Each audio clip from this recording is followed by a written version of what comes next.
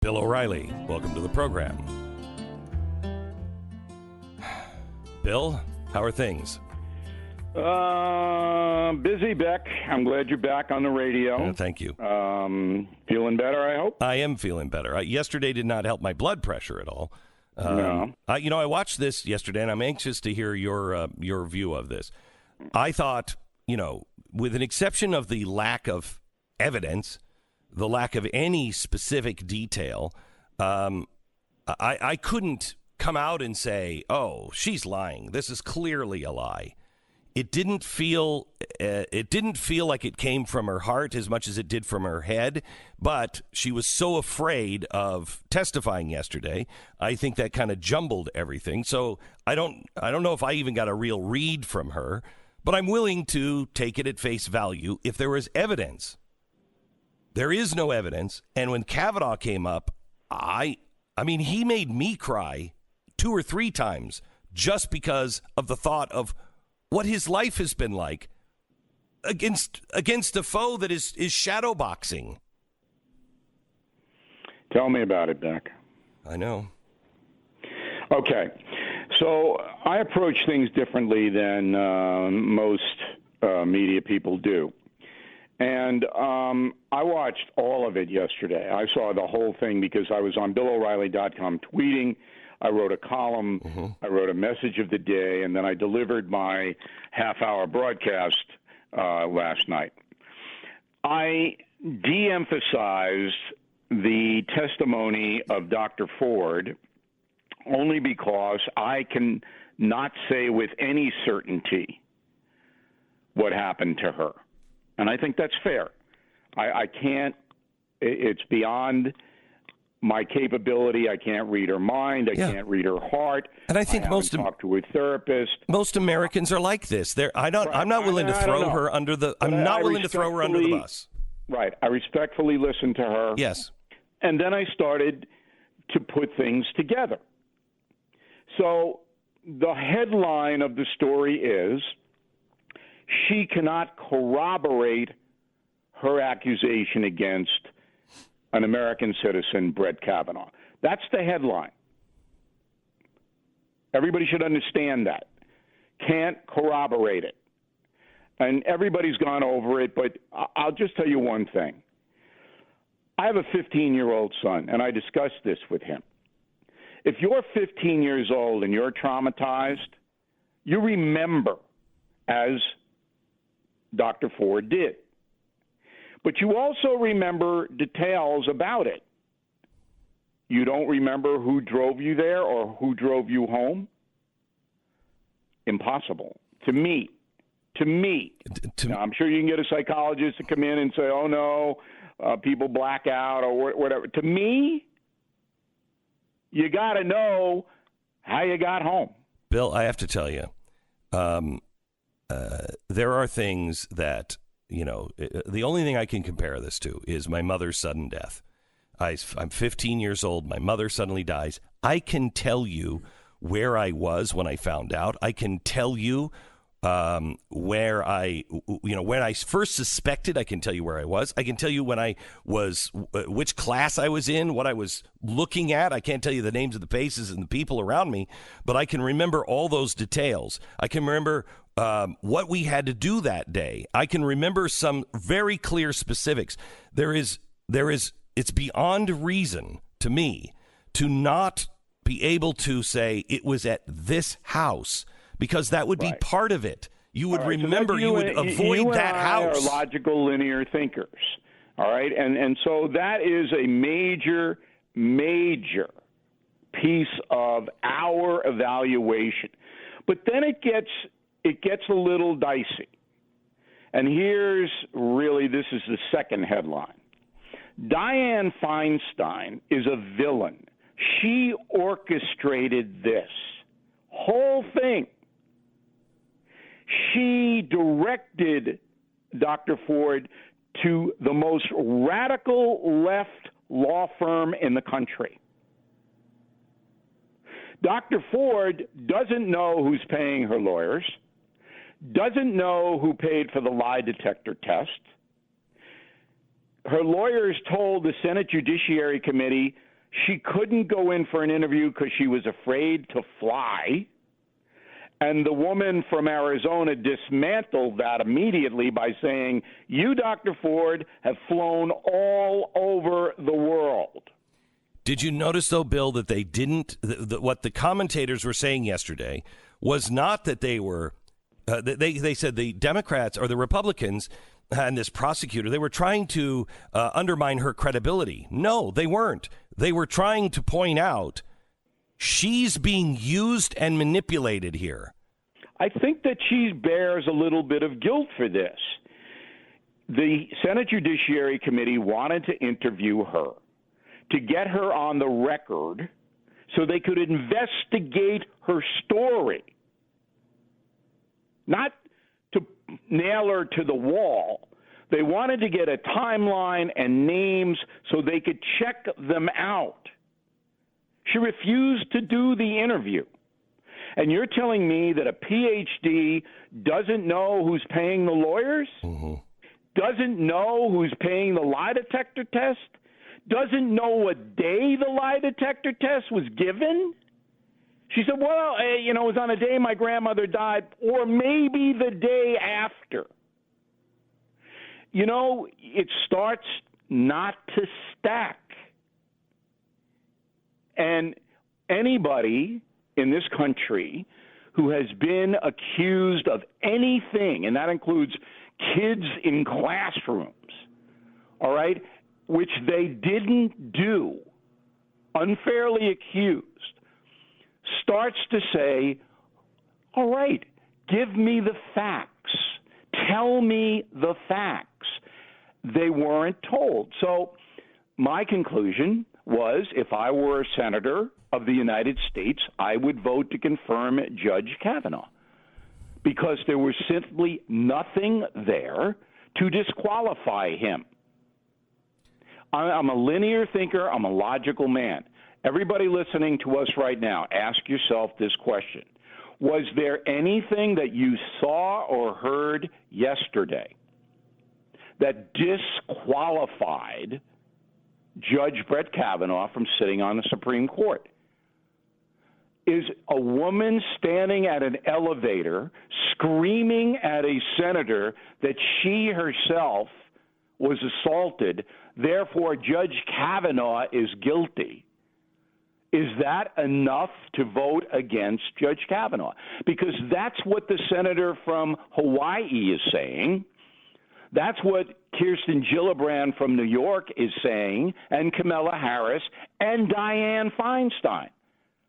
They're saying because women have been assaulted in the past, right now, whatever, you can't vote for any man who's been accused. Any man.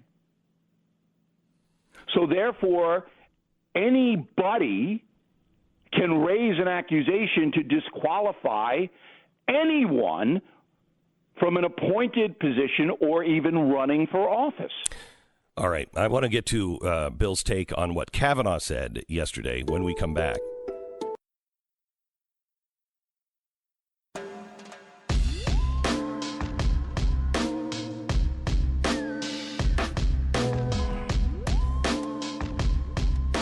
Glenn Beck.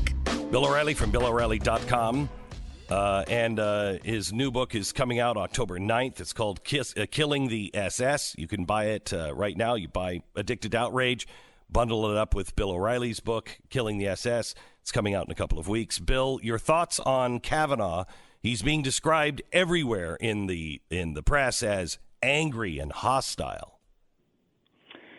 Well, that's not how I saw him. I saw him as indignant and fed up. But, spin is spin. It was a vicious cartoon in my local newspaper, Newsday on Long Island, which is, the usual knee-jerk liberal paper about Kavanaugh, looking menacing and all of this, and then next to him, Dr. Ford crying, that kind of stuff. No, she was not crying. There was not one tear. No, this was in the political cartoon. Okay, all right. All right, so I know.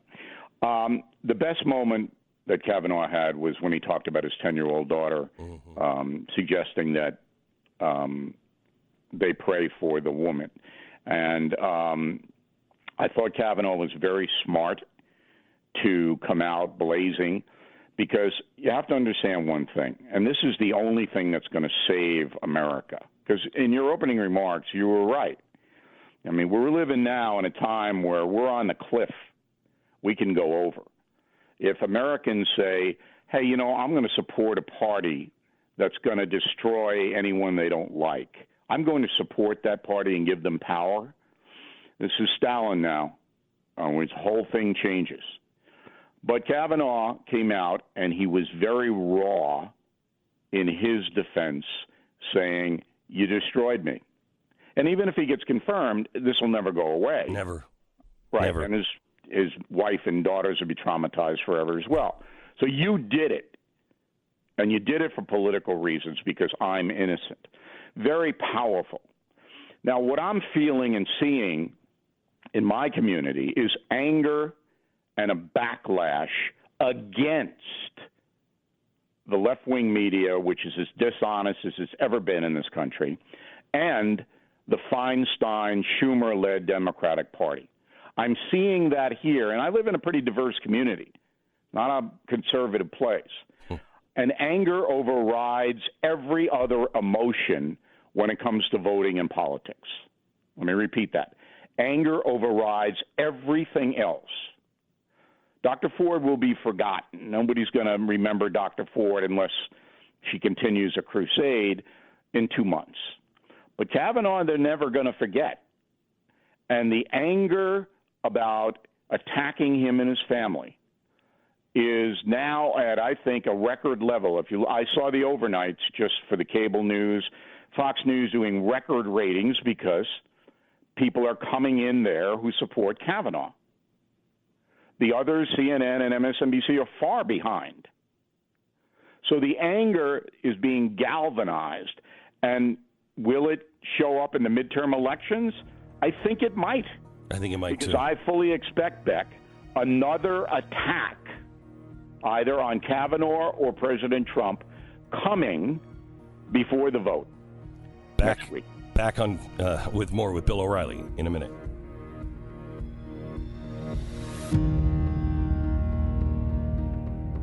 Glenn Beck, Mercury.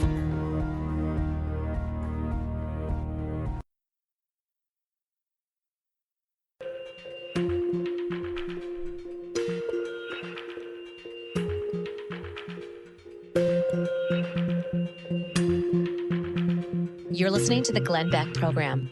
Bill O'Reilly, tell me what you think. The committee is voting today at 1:30. Then they have to have a cloture vote, and then I think it's scheduled for Monday, a full vote in the Senate. How's this going to play out? I think he'll be confirmed. But here's what I'm worried about. Keep your eye on the New York Times or the Washington Post. It's close, but the New York Times is the head of this movement to disqualify non-liberal people from public service. All right? So the paper sets itself up for anybody in America to call them or get in touch with them to attack conservatives and Republicans. I expect soon another attack on either Kavanaugh or Trump to divert attention away from what I think is going to be a loss yesterday for the liberal community and the progressive movement. They lost. Maybe some of them don't know it, but I think the smarter of them know they lost. So they've got to attack again. With no attack, I think it'll be tied. Somebody will do something, but if any Republican votes against Judge Kavanaugh, they're going to be ostracized from the Republican Party. So if Lisa Murkowski in Alaska votes against Kavanaugh, she's through in the Republican Party. Done. Maybe you peel off Joe Manchin in West Virginia as a Democrat vote. So I think the odds are that he will be confirmed. But believe me when I tell you, they're working feverishly now to attack. So what are they? When you say you think that there is something coming, Yes. and it might be about Trump, to divert attention or Yes. as a last gasp to get somebody to vote against him? Well, they're both the same thing. If you get another accusation against either Kavanaugh or Trump, okay, the press will run with it wall to wall. You know that. Mm-hmm. Nobody will check it out. I mean, this Avenatti thing, it's been discredited by the people, not by the press. The press ran with it. But the American people basically said, look, we don't believe this. We don't believe him. It didn't even come up in the hearing yesterday, which was interesting. Even the fanatical Democrats who put anything and smear anybody stayed away from it. No, there were plenty on CNN yesterday Well, that are on their panels that we're talking about. I'm talking to senators. Yes. Look, the pundits on CNN and MSNBC and even Fox to a certain extent are going to say what they think will enrich them because they get paid per appearance. They're going to say what they think the network wants to hear or whatever. I don't even listen to them anymore, Beck. I don't know. Do you listen to them anymore? I don't even listen to them. First time I watched cable news, and I don't know how long was last night. Yeah, I mean, I don't. I know what the game is. I want to make money, so I'm going to say what I think is going to get me money, and that's what it is. So why am I bothering with that? And I think the American public, if you look at the viewership, it's going down, particularly among Americans 25 to 54. I think they know the game is up. You're not going to learn anything. It's the same garbage. But anyway, keep your eye on the New York Times, and it could be the Washington Post at the vehicle, but there's stuff in the wind right now. They're desperately trying to gin up something else. So when you have Feinstein yesterday blaming the victim's friends for releasing this letter, Bill, how the friends didn't have the letter. How Dianne Feinstein has ruined her reputation. This morning, she attacked Kavanaugh as being belligerent. I mean, your jaw just drops. The man, life and family and children are being destroyed, and he doesn't have a right to have some righteous anger on display about it? Not according to Dianne Feinstein. Anybody following this, anybody paying attention knows that Feinstein orchestrated this whole thing. It came from her. It was leaked from her office. I don't believe that Ford didn't know this was going on because the lawyers at Feinstein directed Ford to, as I said, are the most radical progressive lawyers in this country. So this was as Lindsey Graham pointed out, a well-designed hit job held back in case they needed to destroy Kavanaugh at the final hour. And they did need to destroy him because he was on his way to confirmation. So it was all a methodically planned thing led by Dianne Feinstein. So the one thing that I did hear yesterday that I agreed with is, Mark Judge is supposed to be, he's accused as well. And I know he's sworn his statement. It is different than sitting in front of a panel. When Kavanaugh was asked about it, he kind of gave I thought, a really poor answer on it. Why wouldn't you have called yesterday? Why wouldn't they have called Mark Judge? Politics. They didn't want to take a chance that he would come in and not be credible. This is a Republican side. Mm-hmm. So why take the chance? Mm-hmm. They have his affidavit, sworn affidavit. And on Mr. Judge's part, would you want to go in there and have your life ruined? No. Okay. No. So I think we can all understand why Mark Judge didn't want to go in, because he would have been threatened. His whole family would have been threatened, and his life would have been altered forever. Does it bother you that he wrote that book and, basically talked about these kinds of things? and used Did it bother me? Yeah, Bart O. Kavanaugh. Does it bother you that he wrote this and Kavanaugh again didn't have a good answer for that, but he had nothing to do with it? I'm assuming that in the high school that they attended, and I attended a similar school, that there was stupid stuff going on. I assume there was drinking and stupid stuff. Yeah. All right. So does it bother me? I mean, I'm not going to cast judgment. Every American knows they've done dopey things in their life, particularly in high school and college. Everybody knows that. But I'm sitting there. You asked me a question. The Republicans on the Judiciary Committee didn't want anyone coming in who the Democrats could make a piñata out of. Mm-hmm. That's why they didn't call him. Do you think they made the right call by having the investigator ask all the questions yesterday? No. Why?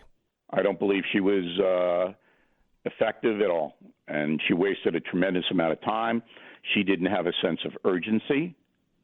She was far too accommodating in her, demeanor? I think that basically the Republicans on the committee were terrified that they were going to be accused of slamming a victim or a survivor. That's the new word, survivor. But the lady that they brought in from Arizona, she felt that she had all day to do this, and she did not. And she wasted an enormous amount of time. And had not Lindsey Graham taken it away from her, that hearing might have gone the other way. Yeah. Graham saved it. Yeah, I was really I was disappointed in the results of that. I thought it was, kind of political cowardice that they didn't want to take it on. But I would understand it because there's no way to win. Asking a survivor, there was no way to understand where we are in America today. And this is so important for every one of your listeners who is seeking the truth about life and about their country.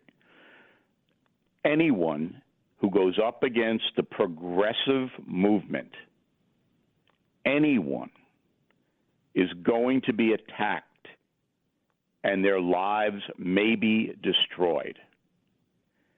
This is what happens in totalitarian regimes, and it is happening in here because the press is enabling it. Instead of fighting against that, the press is gleefully joining in, piling the wood up on the pyre so that Dianne Feinstein can light the match. This is where we are in America today, and I am praying, and I use that word literally. I go to church every Sunday. I am praying that voters in November understand the danger of empowering a movement within the Democratic Party that says due process is obsolete, and we have the right to tear you and your family apart if we disagree with you. And this is in late-night comedians now. This is in the newspapers. This is on CNN, all the network news. It is coming, and it is coming at a frightening speed. And the only people who can stop it are the American voter. That's the only way to stop it. Prediction for the November election. Can't do it now. We got to see what happens with Kavanaugh. I do believe if he's confirmed, there'll be a backlash against Feinstein and her crew. I do believe that. But, we talk every week about the third week in October. I'll be able to give you a clearer view. Okay. Bill O'Reilly, thank you so much.